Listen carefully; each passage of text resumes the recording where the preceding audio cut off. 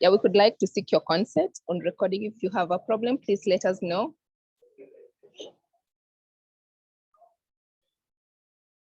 So why we are conducting the series of webinars on bioeconomy is basically to advance the bioeconomy agenda in our individual countries, as well as the region and Africa, and also globally.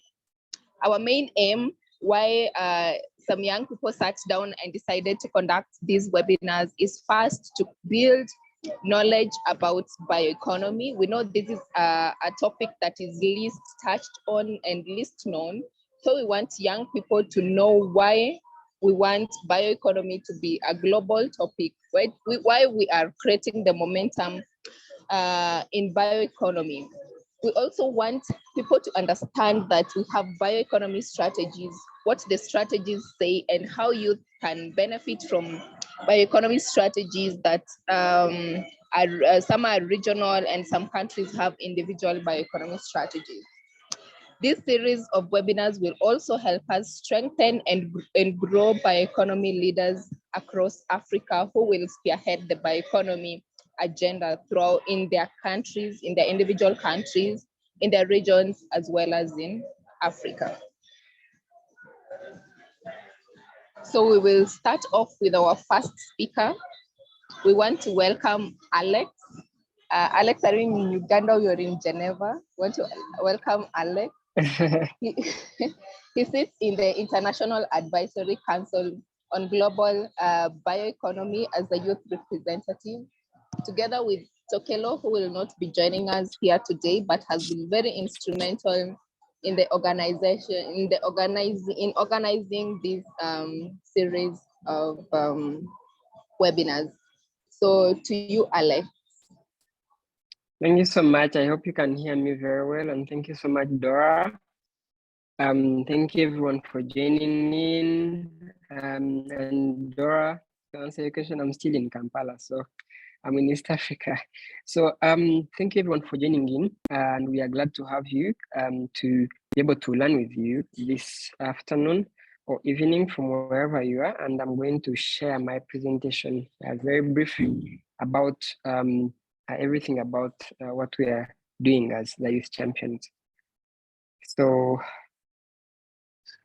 just a minute.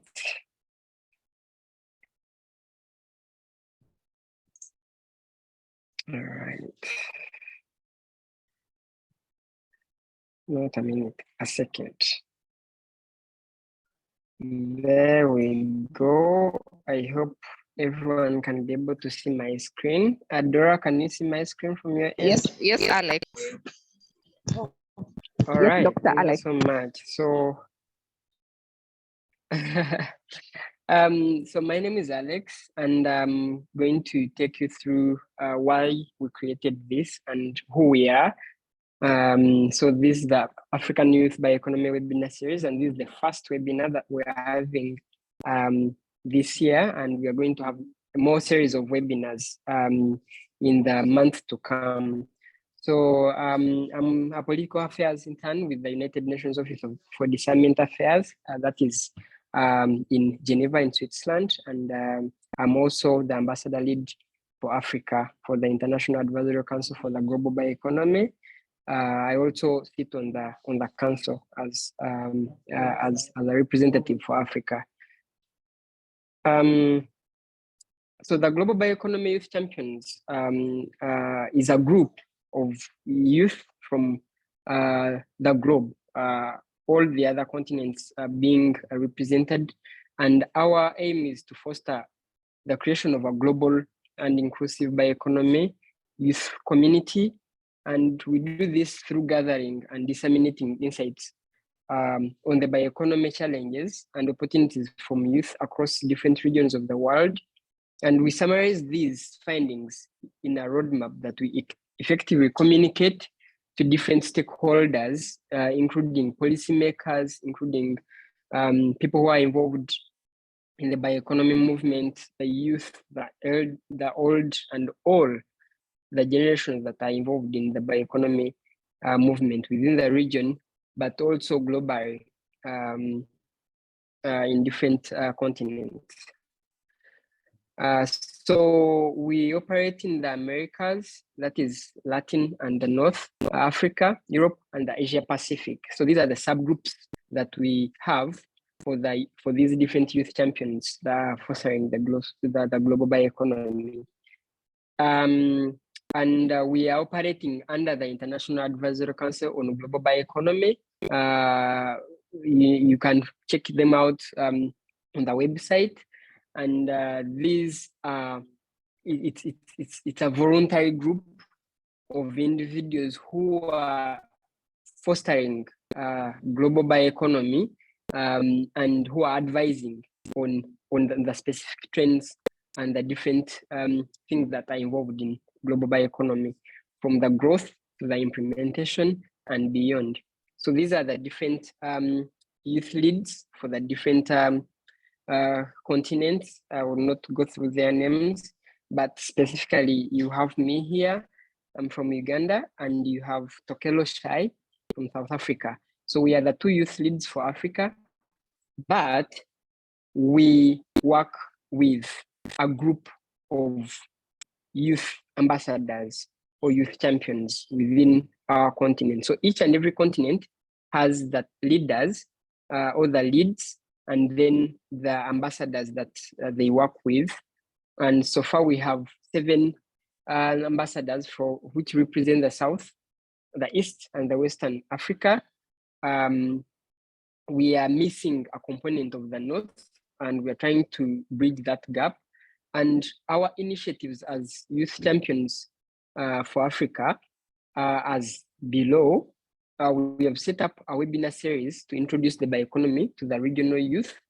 And the first webinar series, this one that we're having today, which we really do appreciate being joined by an expert in the bioeconomy, as you're going to listen in the coming speaker.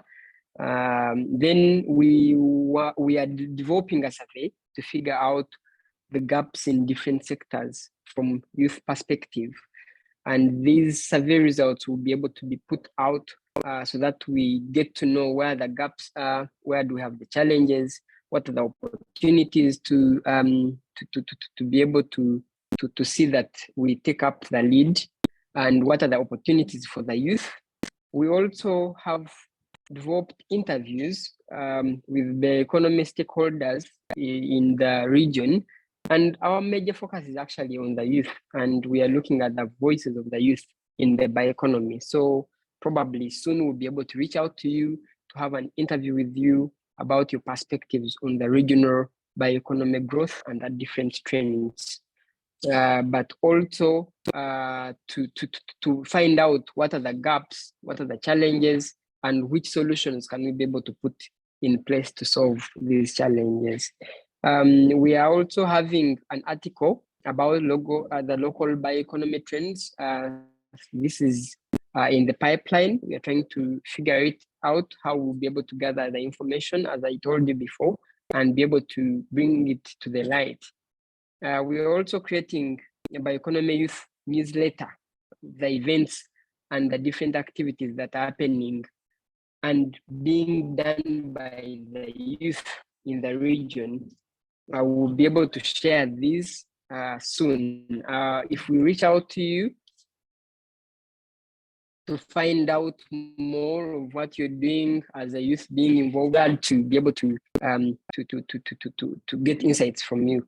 Then the last one is the Bioeconomy Youth Database. So we want to find all the youth who are involved in the bioeconomy in the region and be able to put a database of how we can be able to follow them up in the different regions. And this will be helpful to identify the opportunities and also be able to share the opportunities with the different youth who are interested and who are involved in the bioeconomy.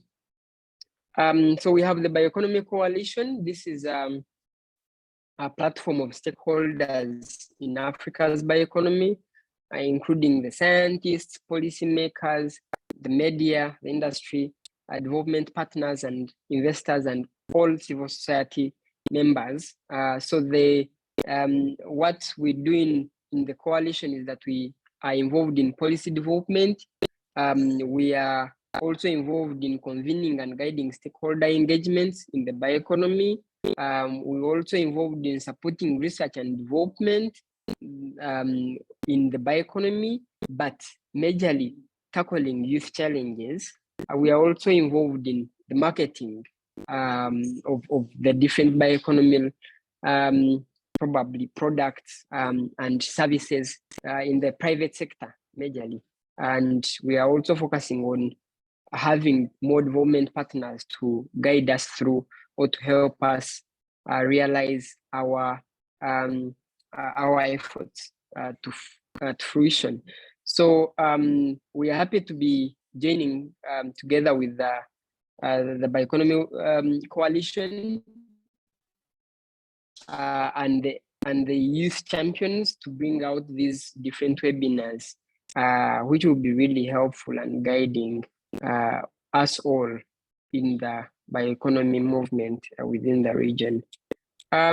So the Africa Bioeconomy Youth Webinar Series will be, we plan this to host and facilitate a series of webinar sessions to advance the bioeconomy in the region or in the continent. And the objectives were mainly three: to build the knowledge about the bioeconomy in Africa, especially in the youth, to understand the bioeconomy strategic differences in the region and the level of youth inclusion. And through this, we'll be able to identify the gaps and also the opportunities. Then to strengthen and grow the community of bioeconomy leaders on the continent. So please be able to get involved through this first webinar and a series of other webinars that are coming up. So we are glad to have you to see that we spread the word not only in the youth, but across all our different platforms. So this first webinar is unleashing the potential of the African bioeconomy, and its aims to introduce the bioeconomy and unpack it in an African context, as you're going to listen from our first, or our speaker, not our first speaker, as the first speaker. So our speaker, or the main speaker of today. So thank you so much. And in conclusion, we believe that youth have a big role to play in the work of science and technology to build a strong bioeconomy at the national, sub-regional, and included.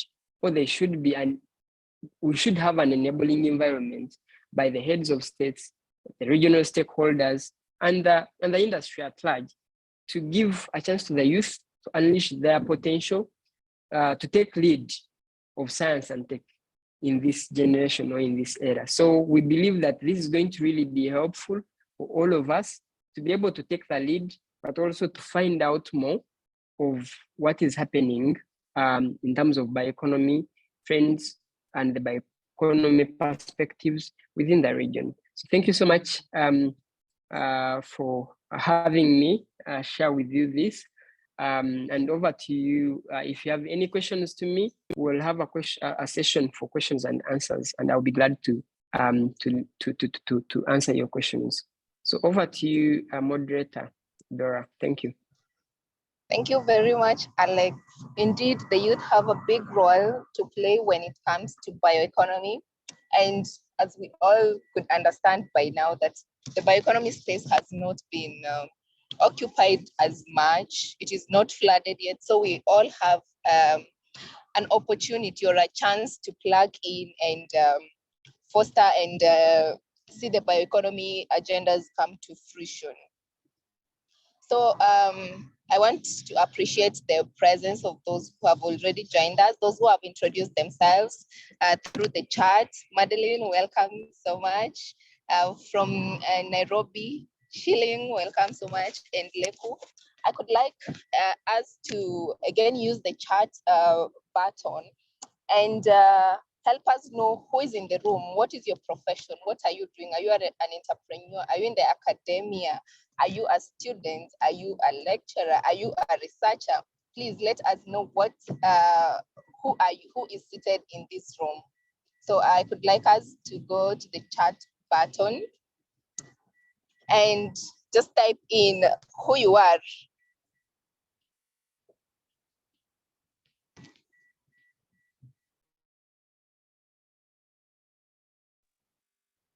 Yeah, I'm waiting for your chat.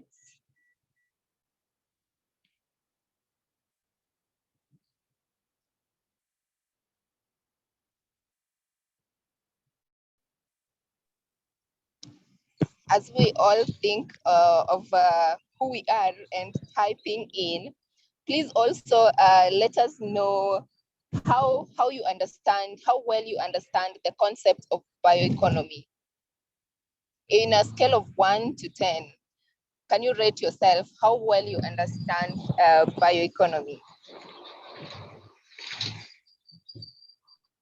Alex is a professional. Okay, we have a PhD candidate conducting research on carbon sequence in agriculture and in carbon farming. Valen, thank you. From Bioinnovate Africa Communications, we have Richard, who's a researcher.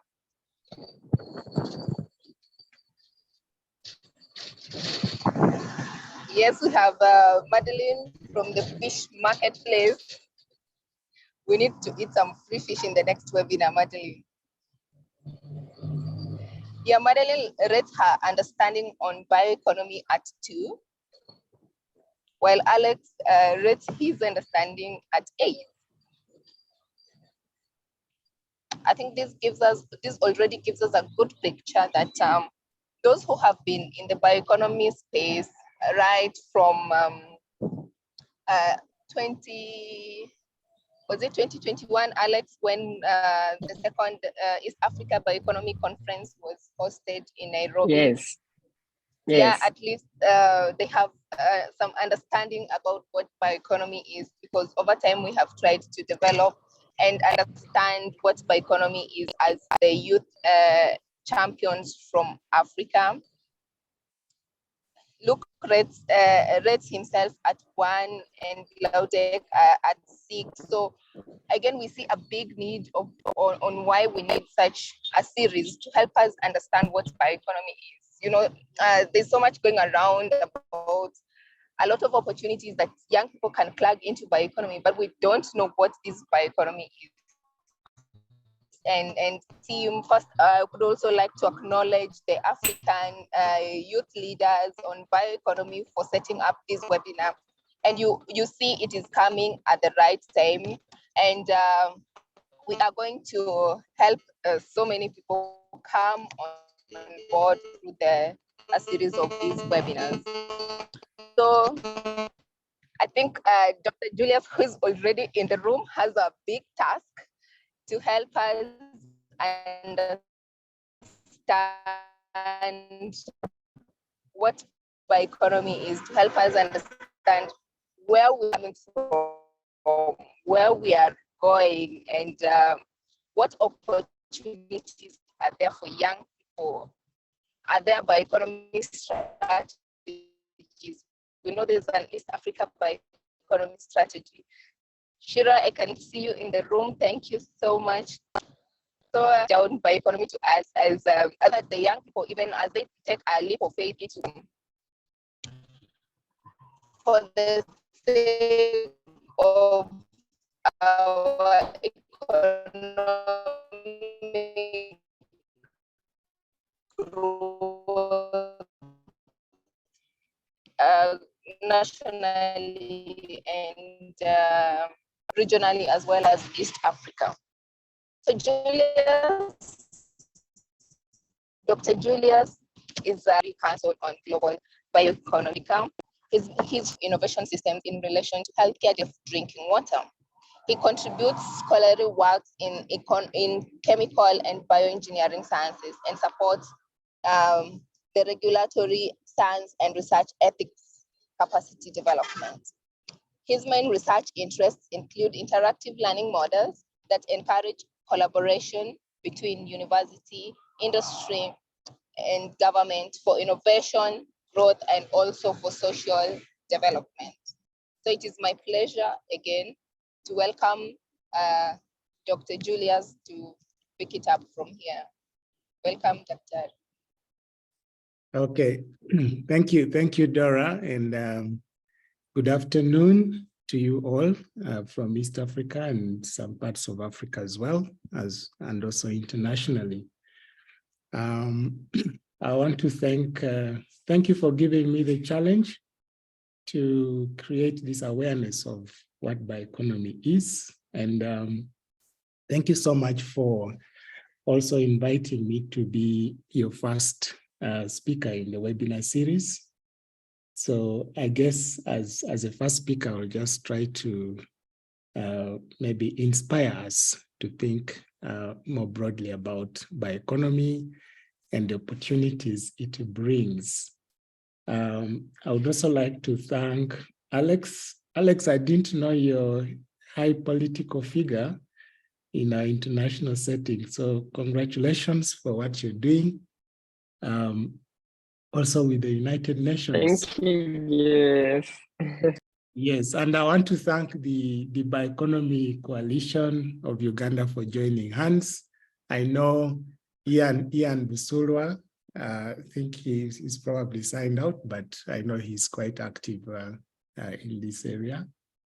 And then, of course, I want to thank my colleagues.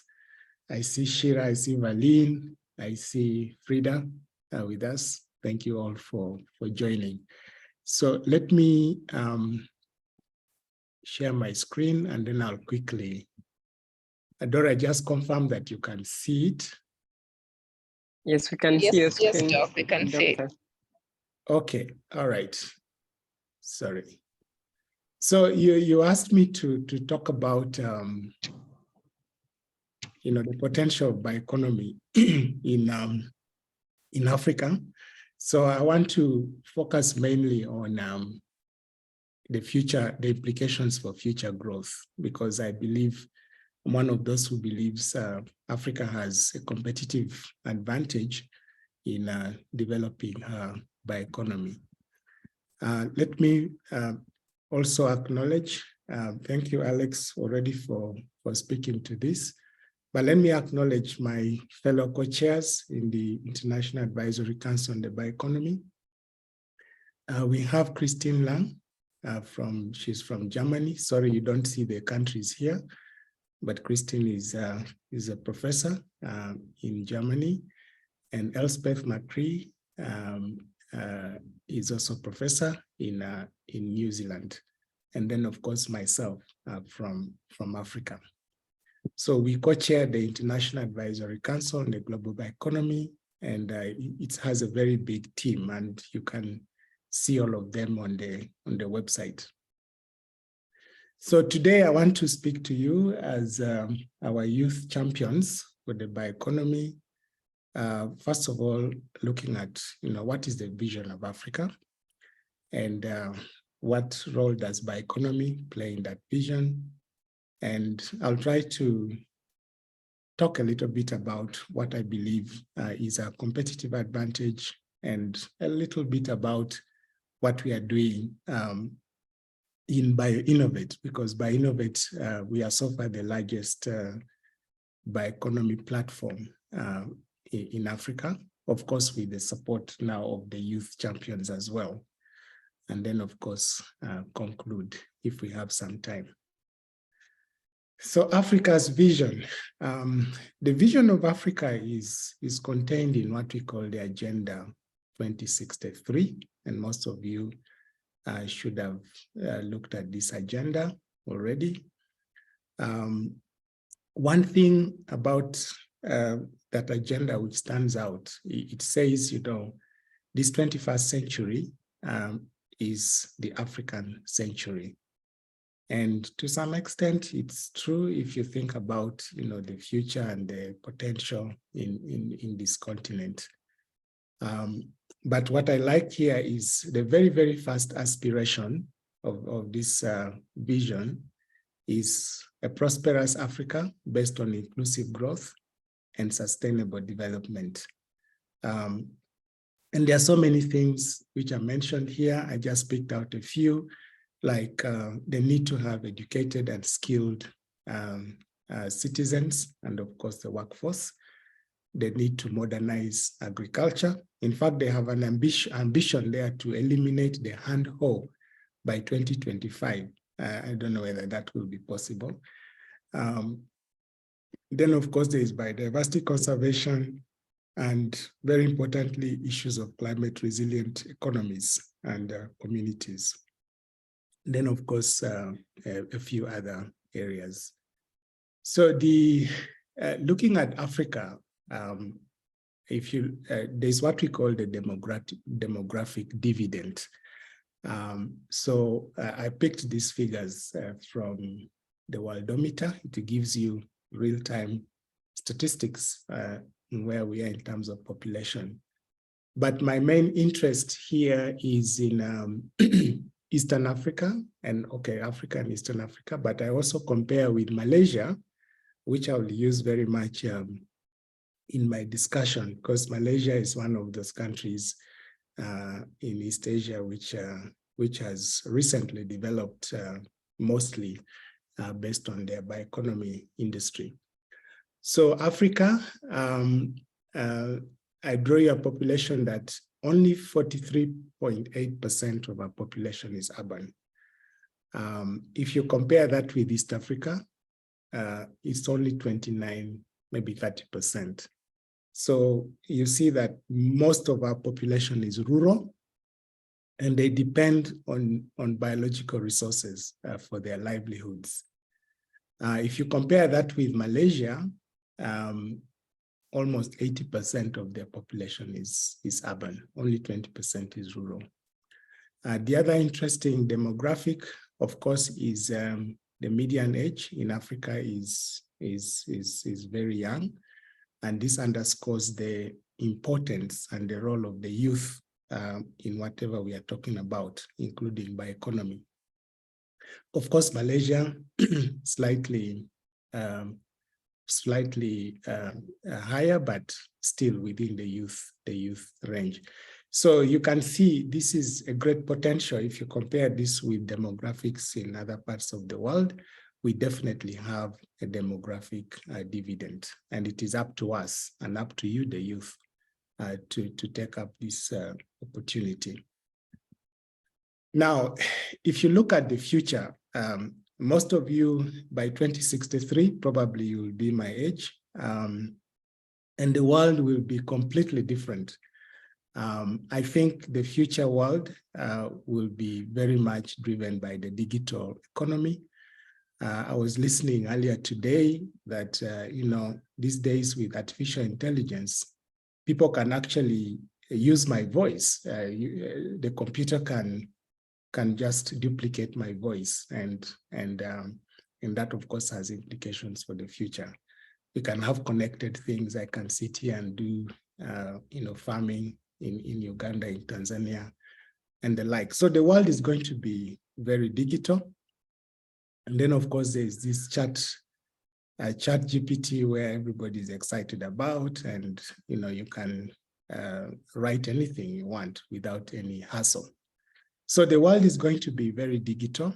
And then the other part of it is green, hopefully, because of our ambitions to reverse carbon emissions. But this green is mostly on renewable energy. We're talking about solar, wind. Now we are talking about fusion technology to generate energy and so on and so forth. But the other part of it is the bioeconomy, which is growing at 3.3% per annum, and it's a $8 trillion business enterprise by 2030, according to this BCG and others. But one thing about the bioeconomy is it integrates actually all the other two that I've spoken about. And so the future is going to be an integration of the digital, the green, and the bioeconomy. And it is now that we need to prepare for that future and actually take what we call the window of opportunity right now.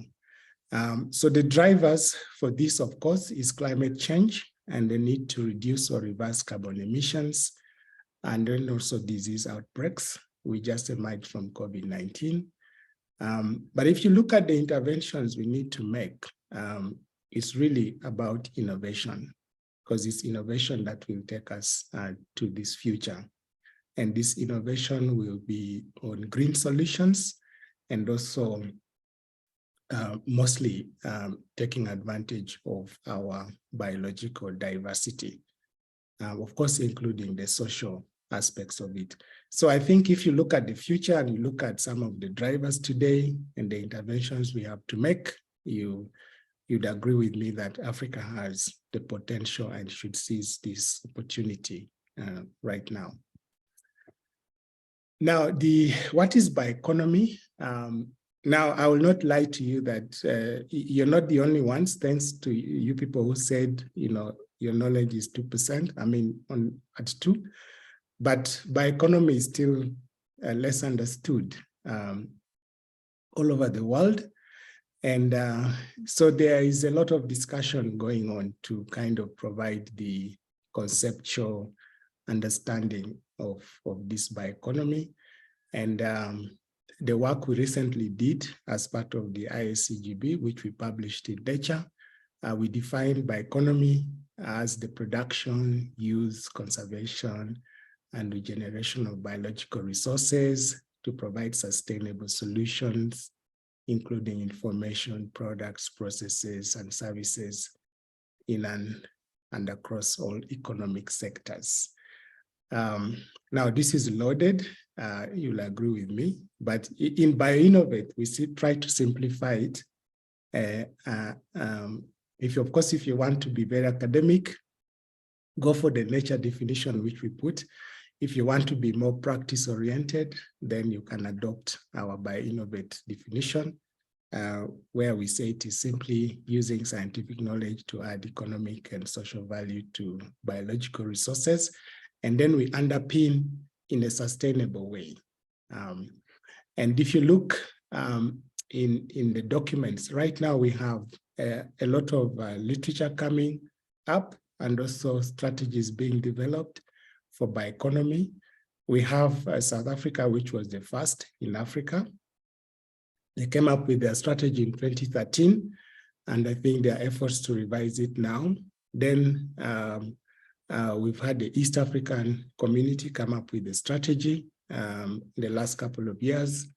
And then last year we had the Malabo Montpellier panel also produce a very, very nice book. If you have time, Google and read it. Nature Solutions, and they were focusing on Africa's bioeconomy. We have also the status report for Eastern Africa, which was produced last year. So I think, Dora, as you mentioned, the field is not flooded yet. And as youth, you have the best opportunity to contribute to the development of this field right now. And of course, when you read these documents, trust me, you will not find a common definition of what bioeconomy is. So I think let us work together to try to conceptualize and come up with, hopefully, a definition that works for everyone. But I must say, having said that, we do understand bioeconomy in the context of its application at the moment. So if you look around the world, so many countries are now coming up with bioeconomy strategies. I think when you count the numbers, almost 70 now. I suspect they will probably surpass 100 by the end of this year. You can see Africa is still the one lagging so much behind in terms of the strategies and indicating we need to do some more work to have this also flooded on the continent. But I think what this tells you is an agreement about the future that I just described: digital, green, and bio. Now, the common elements, if you can't find a general definition, at least we can work with the common features of a bioeconomy, or what defines a bioeconomy. First of all, it's biologically based, so it relies on biological materials. It's also cross-sectoral, it brings, different economic sectors together. I mentioned digital, I mentioned green and bioengineering and all that. They are all part of the bioeconomy. It's systemic, so it involves different actors. So you don't say we are agriculture or we are forestry or we are medicine or health. We all have to work together to bring this bioeconomy to fruition. So it's very systemic. And then very important is science-driven, at least today. But we also, of course, incorporate indigenous knowledge, especially for Africa, Latin America, and East Asia. And then it's also innovation-driven. So it's about, getting new products, and what this means in practice is a lot of collaboration, a lot of co-creation activities around it. And then, of course, sustainability, circularity is very much part of the bioeconomy we talk about today. So aiming for zero waste or zero emissions or even negative emissions, if you like. So these are the common features that define this what we call the bioeconomy. Now, let's talk about the African bioeconomy and the potential and really what I would say implications for future growth. I got this from World Bank data, and it shows what we call the productive sectors. Now, most of the governments, and I picked East Africa here, most of the countries are East African countries, and of course I'm using Malaysia as an example. So the priorities for growth, for development, for most of sub-Saharan African countries is what they call these productive sectors: industry, agriculture, services. Now, I would like you to look at this. Look at, for instance, let me say industry. Industry is actually high because it's dominated by construction. So that is somehow. But if you look at agriculture, it still contributes significantly to our GDP, gross domestic product. That's the total number of goods and services produced within a given country. And then, of course, services has been a little bit high. But look at manufacturing. Very low in Burundi. I think it's only Uganda which appears to be doing well in terms of manufacturing. And of course, if you look at the metrics across the sectors, then you find that an economy like Uganda's is more diverse. And that is what you really need. But compare all this to Malaysia. You see Malaysia industry is 38%. Agriculture is only 9.6%. And remember the statistic I gave you, 80% of Malaysians are in urban cities and only 20% are in the rural areas. So maybe that explains why agriculture is little. And then services is high. But look, their industries is very high. So it means actually primary produce, from agriculture goes into manufacturing, and then of course it comes back into services and the other sectors. So probably in terms of development, we need to follow this type of trajectory. So we have a lot of work, to bring down contribution of agriculture, and I must say to do that is basically value addition and innovation. But let me show you something in the next slide here. Very interesting. So I combined all those countries, East Africa.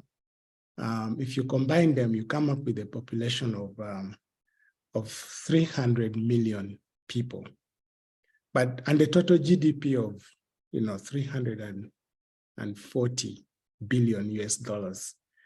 And then if you compare, the number of researchers per million of the population, all these countries have an average of 73 researchers per million people. Compare that with Malaysia, which has over 2,000 researchers per million. And then look here, Malaysia has 33 million people producing GDP almost the same as all the 5 or 6 countries in Eastern Africa combined. But what I see here as a window of opportunity is in the CO2 emissions, the carbon emissions. You see that our total combined emissions is only 1.1% gigatons per person, compared to Malaysia, which is 7.7. So it means Malaysia's growth has mostly been driven by the fossil economy, where they have been producing also a lot of emissions. But Africa has a chance and an opportunity to bypass that old pathway and actually develop a new pathway of growth, which probably if we can sustain these emissions at 1.1%, that would be absolutely mind-boggling and really great. But it takes, for me, what it takes is innovation. Innovation should drive this productivity. Yeah, so what I wanted to mention here also, look, 33 million people producing GDP almost as that of 5 countries or 6 combined, shows that our productivity is very, very low. So it is innovation should drive this productivity and growth if we are to be at the level of Malaysia. But of course, then our growth pathway, and this for me, my message to you this evening, our growth pathway can be different. We don't have to follow a growth pathway that emits a lot of CO2, but we can reduce that. And that takes a lot of science, a lot of innovation. So the youth in this whole equation is important when we talk about innovation. And I'm glad, Dora, you're one of those great examples of youth who are in business. But some people did a study recently. It is Pierre and colleagues. They did a study about, looking at the age of startup founders. And the way we define innovation is taking a new idea into business and use. And of course, that pops up in terms of businesses that are generated. So these people, if you look in the statistics, of course, the highest growth startups, mean age, average age is 45, but still, when you look at this, most of the growth businesses are started by youth, under the age of 40. This is still significant. So, and of course, this was done in the North American context, but if you translate this to the Africa or East African context, I think you probably would get a different, but not so probably different statistic. Of course, what we need to ask ourselves here is what kind of industry are these people innovating in? Where are most of the youth innovating? In Africa, you may find it is in ICT and so on, but when it comes to the bio field, which is scientifically intensive, then you find that there are fewer youth innovating. But this is an opportunity to get, the youth to take up the opportunities in this field. So East Africa is making good progress, I must say, in terms of positioning itself for the bioeconomy in the future. We have this bioeconomy strategy. I mentioned it already. It talks about pillars in food and sustainable agriculture, health, bio-based industrial development, and sustainable energy. And if you look at these pillars, they actually resonate well, or they aligned very well with what I told you is going to be the future: digital, green, and bio. So I think if East Africa can implement what they have put in this strategy, then I think the future is bright. Now, for the response, we are responding to this strategy in a small way as Bioinnovate Africa. But what we say in Bioinnovate is that scientists will play a key role in fostering the bioeconomy. I already mentioned that, to increase our productivity and growth, we need more scientists. Look at Malaysia, over 2,000 scientists, researchers per million people.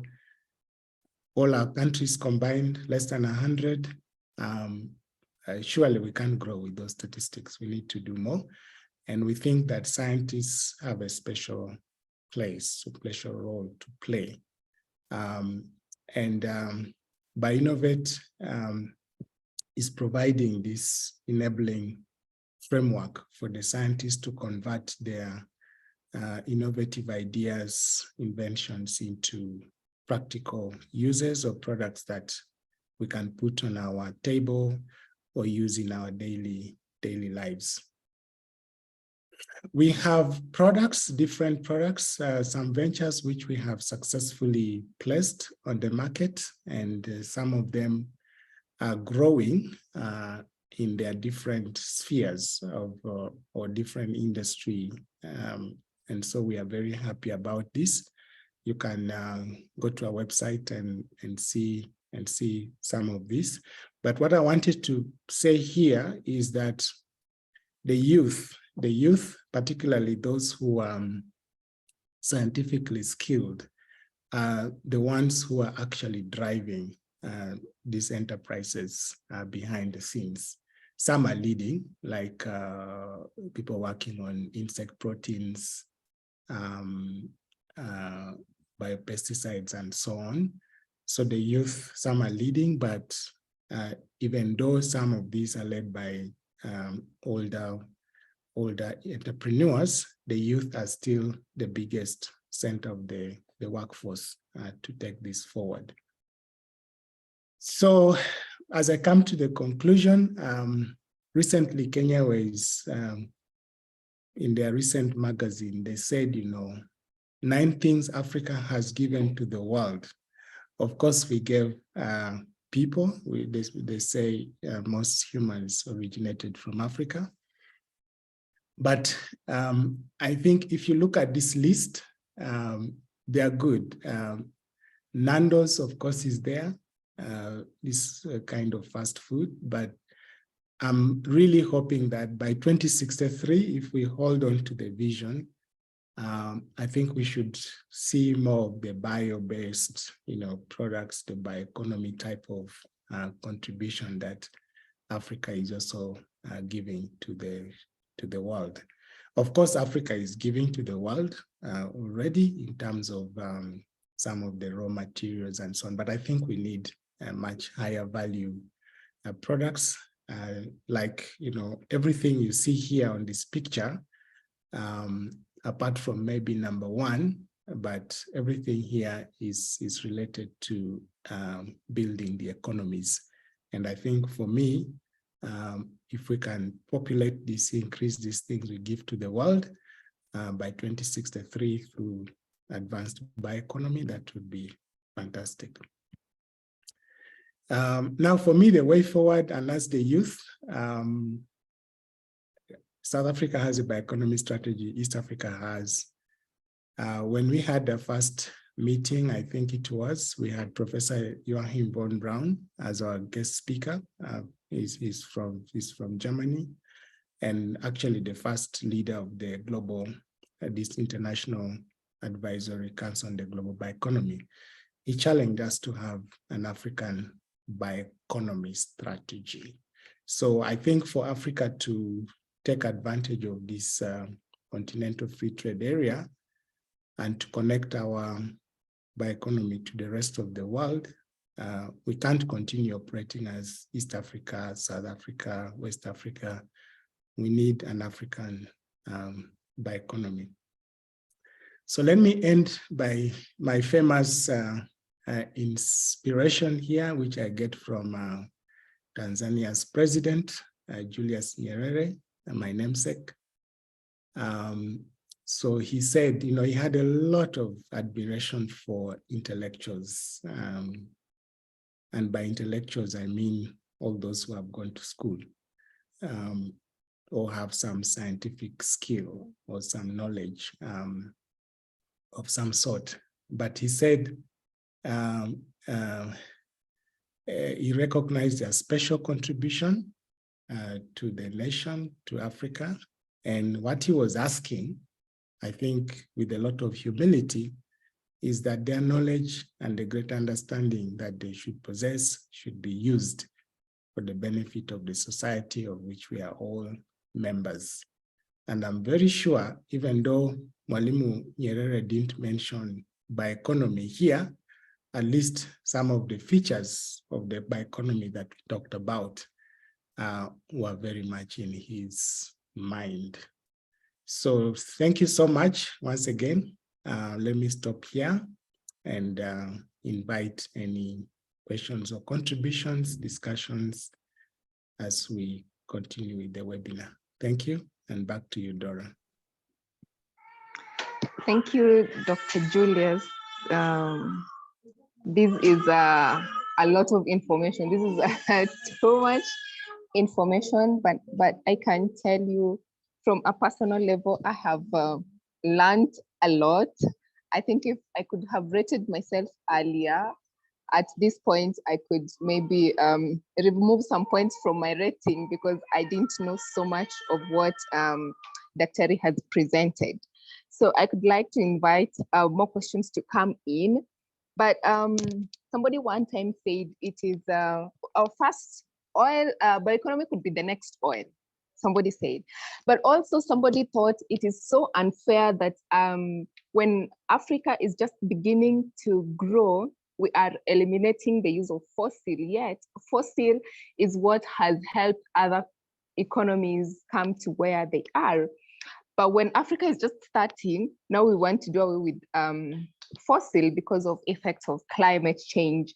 And that takes me to Mary's question, that we're just starting to explore oil in East Africa, and we could be heading to where Malaysia is with only 33 million, but they have a very good GDP of 372, which is above, way above what countries combined in East Africa can accrue.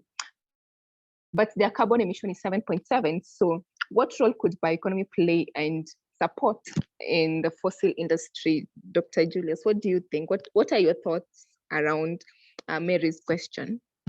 Yeah, thanks. That's a tricky question, a very, it's a very important one, of course, and a lot of discussions happening.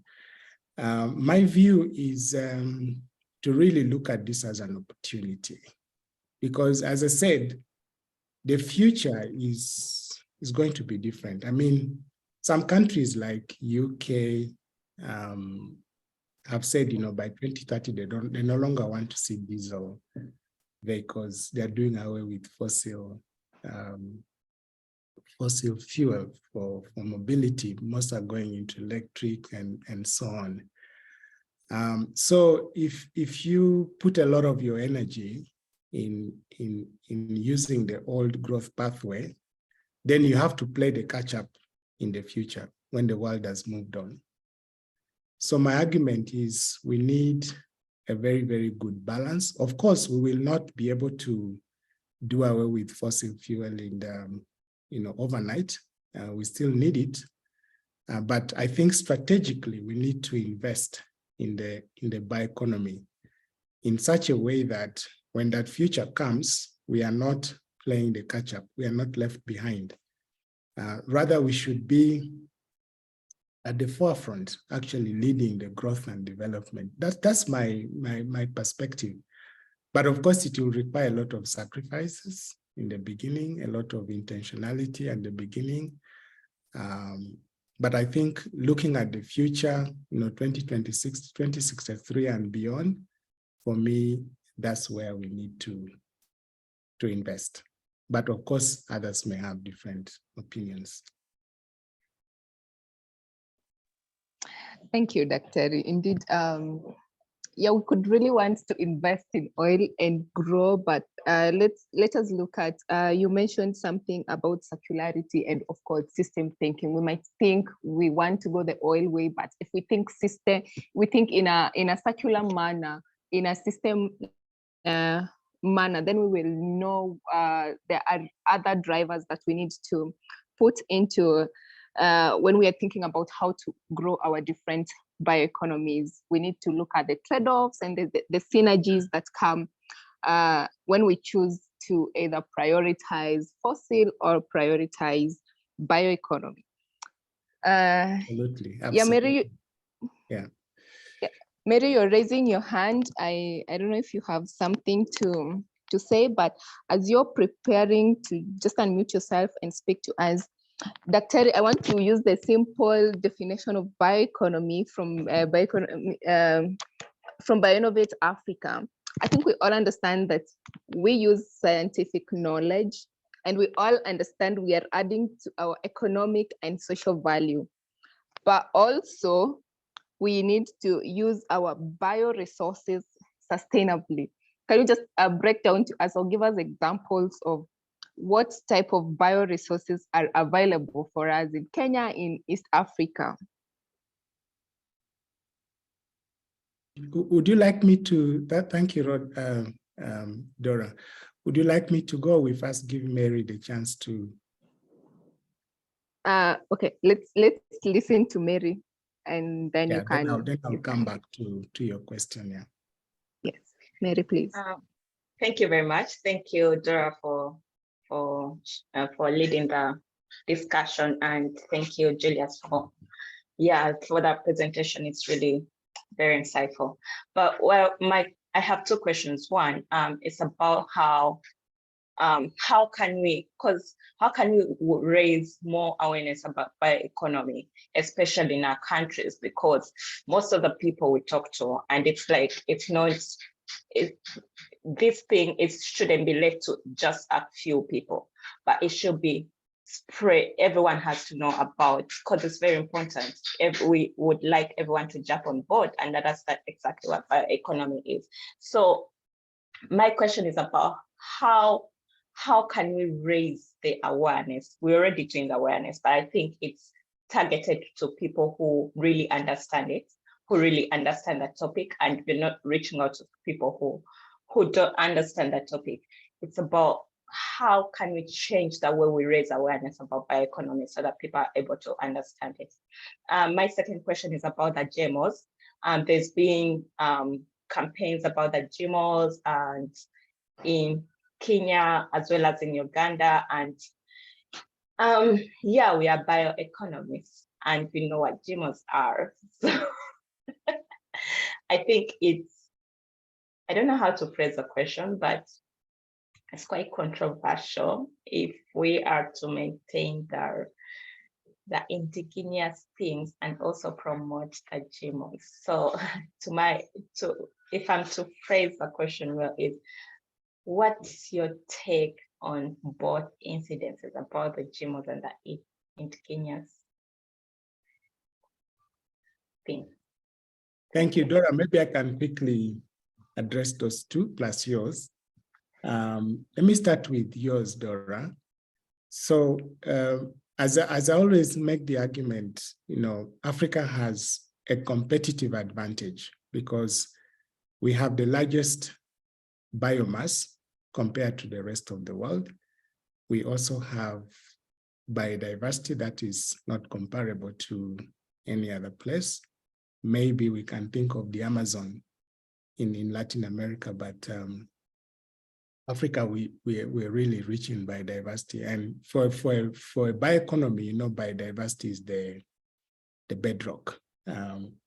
So we have a competitive advantage. If you look in terms of the forest, we have the fauna, that is the animal diversity. We have the flora, that's the plant biodiversity, the ocean, the marine biodiversity. it's enormous. If you go below ground, the microbes above ground, it's just so enormous. If you go to your hot springs, people have isolated very important microbes there, which have amazing, potential in industry, in manufacturing. So the list is endless. And there's so much that we don't even know about these biological resources we have.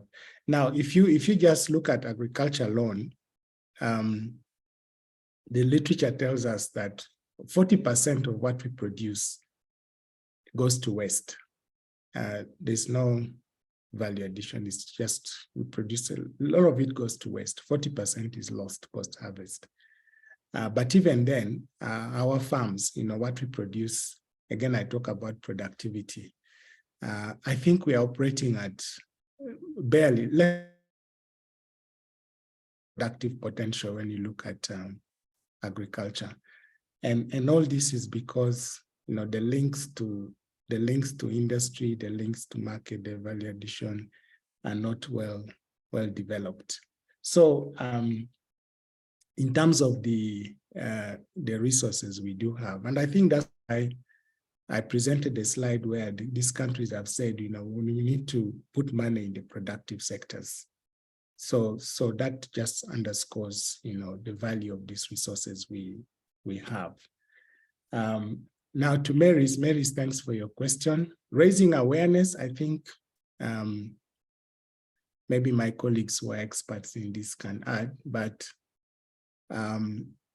what you're doing as the youth champion, this type of seminars is good. I really don't know how. I have always struggled to make people understand science. Maybe it's the language we use. Maybe it is just not appealing. I don't know. So I would really invite a conversation and ideas on how we can make science more known, especially in this part of the world. Political news, people understand it quickly, but scientific things, maybe it's not a priority for many people. So the question is, as you put it, how do we make them be more aware, and so on and so forth. And then very importantly, on your question on GMOs, GMOs are genetically modified organisms. And GMOs, Mary, maybe for the sake of the others in the audience, when you have a GMO, genetically modified organism, or living modified organism, whichever you want to call it, it means that you've taken a gene from one species and put it in another species. I give an example of some of the GMOs we have, like cotton, for instance. They take a GMO from a bacteria and then put it in the cotton plant so that it's resistant to certain cotton pests, or it is resistant to a herbicide. But and of course, when you look at the way developments have gone, some of the medicines we take, for instance, these days insulin is produced through a genetic engineering process. Some of the antimalarials people take also use the same process. However, when it comes to food, then we begin to have controversy. If you have to deploy GM maize or GM cassava, and so on and so forth, there's a lot of controversy. But let me give you an example. In Ethiopia, and I think in Burkina Faso, they started to grow, and I think India as well. Of course, South Africa is a good example where they have grown GM maize and others. But let me just bring the examples closer home here. Ethiopia is now growing genetically modified cotton. Why? Because it's anticipating the growth of its textile industry. So if you have GM cotton, because of the pest pressure, the pesticide pressure, it's easier, it's safer to use the GM cotton. So in a way, there are a lot of ethical issues we have to deal with. In some countries, they are not yet allowing GM products. There are a lot of ethical issues we have to deal with. But my take, my personal opinion, is that there is a place for GM. I think Africa should still develop the capacity for GMOs. We don't necessarily have to deploy a product if we don't need it, but maybe in the future there might be need for a GM product. Then it's good that you're prepared and you have the capacity to deploy. That's number one. So capacity building, research for me on GM should really proceed. And then secondly, GM, like I mentioned, cotton will have to be closely tied to industry and jobs and, and so on and so forth. So to the extent that you can use a GM product to advance your industry, again, in a sustainable way, in a way that does not cause health and environmental hazards, then I think it is something to consider. And then, of course, countries need to have in place regulatory frameworks to make sure that we discourage harmful GMOs and maybe only consider those that are beneficial for our communities and society.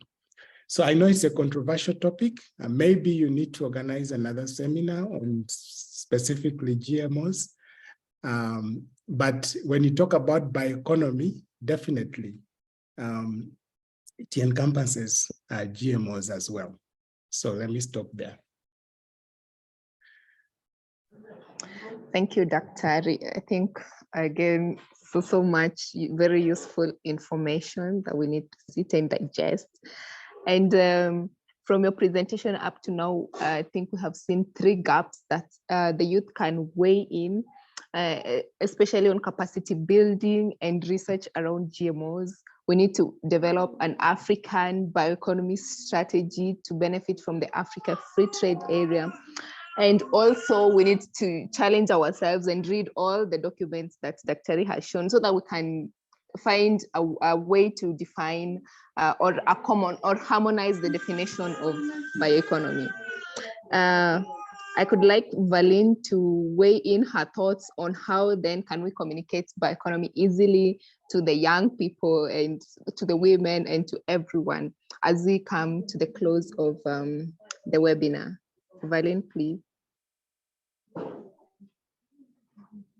Thank you, Dora.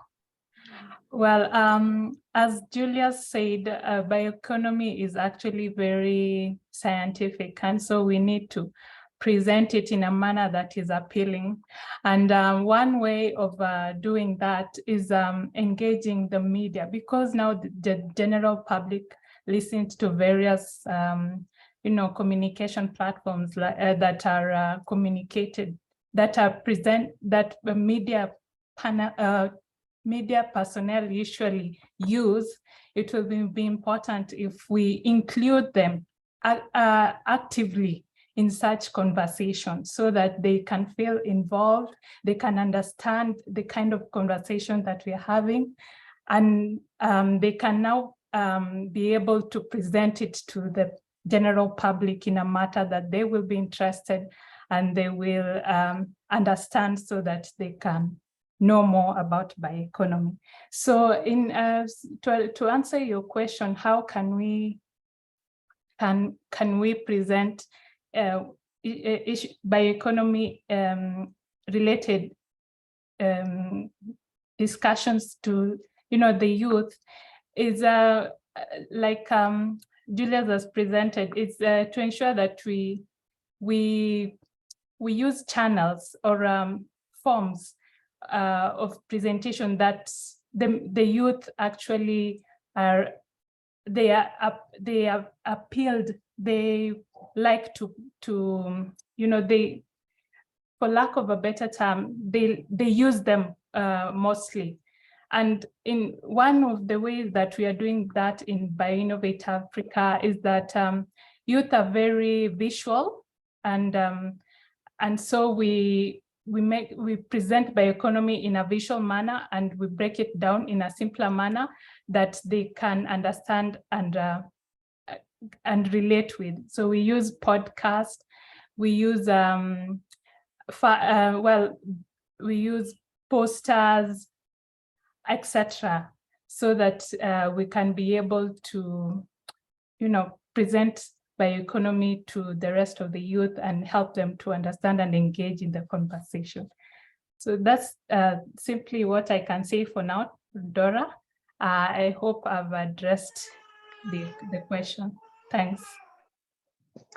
Thank you, Valine. I think the African Youth Champions have a great task ahead to ensure that many young people understand bioeconomy as easy as we understand, how to use WhatsApp and Twitter and, all the stuff.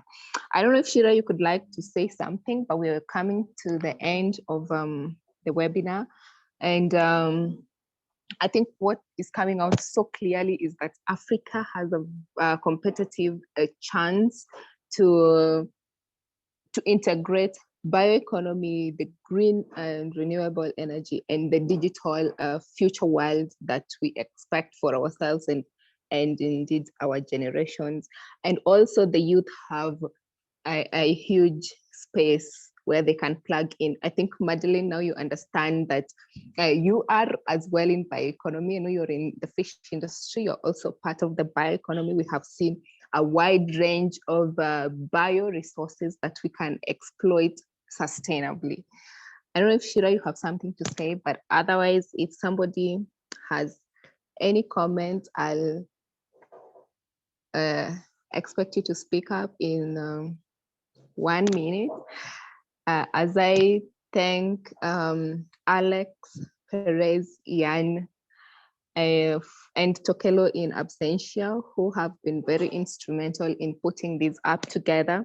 And I could like to invite all of us for the next series of bioeconomy webinars that are going to help us understand where we can plug in as young people and reap both economic benefits individually and at a national and regional and even global level, as well as ensure that we grow sustainably, taking into considerations the drivers of climate change, the social drivers, and all other drivers. I assume nobody has anything to say. Alex, do you have something to say? We can type on the chat. How far now along are we in understanding bioeconomy from 1 to 10? Madeleine, can I see how better you understand bioeconomy now?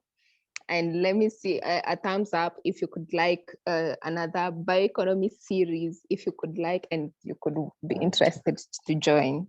So how far along are you in a scale of 1 to 10 again in understanding bioeconomy? Actually, I would like to go on just before Alex. I had no idea. It's really funny that it's coming to my attention today when I saw your WhatsApp status. I was like, I have an hour free, so I can hop on. So I've got the definition. Kind of, I had an idea, but I didn't know it's an industry that I'm adding value to, or that an economical space that I'm a player. So really thankful for that, and looking forward to interacting more around it and bring on, because we usually around the blue economy is what I'm used to. For the fish industry now, I'm also beginning to see the bioeconomy and how also we can utilize that in my sector. And yeah, thank you for the information. Learned a lot for the hour. Thank you for the positive feedback. Dora. Yes. Yes, Laudek. Well, I'm grateful. Today, actually, I've learned beyond what I understood about bioeconomy. I've just made a text on the chat the other side that if we can share the slides at our own time, we revisit to understand them more. The other thing, I'm happy. Thank you for inviting me, Dora, for reminding me even the exactness of the time that the meeting was to be. And I've enjoyed. Hope to attend more and more. Have a good evening. You're welcome. Alex, please wind up. We wanted to do a 1 hour webinar, but we are 21 minutes past, but we promised to keep time. Just briefly wind up. Thank you so much, Dola, for that great moderation. I wanted to do 1 hour, but Darius's presentation was really amazing, and thank you so much, Darius, for giving us a glimpse or digging deep into your perspectives and the implications of the bioeconomy for the future. It was really, really amazing. I want to extend my sincere appreciation to the team, the youth champions for the region, and Tokelo joined in later. We also had one of the global leaders, Johan Leiberton from Germany, but is in USA now.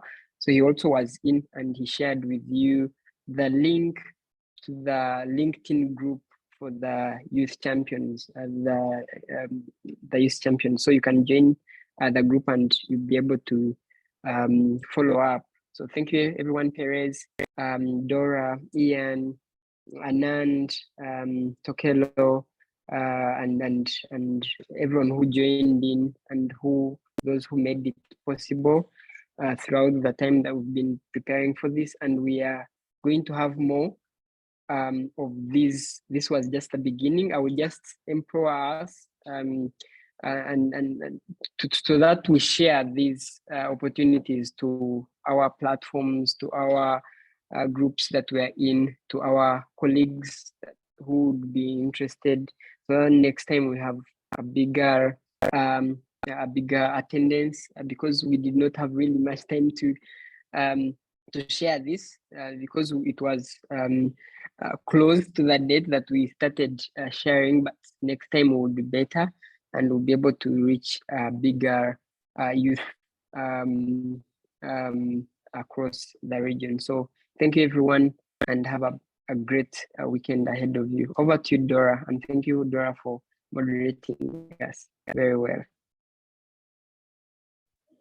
Thank you, Alex. Thank you, Dr. Julius, for honoring our invite and also bringing along people from Bioinnovate Africa. And thank you, everyone, for joining. I wish you a very good evening in East Africa, and morning and afternoon, wherever you are.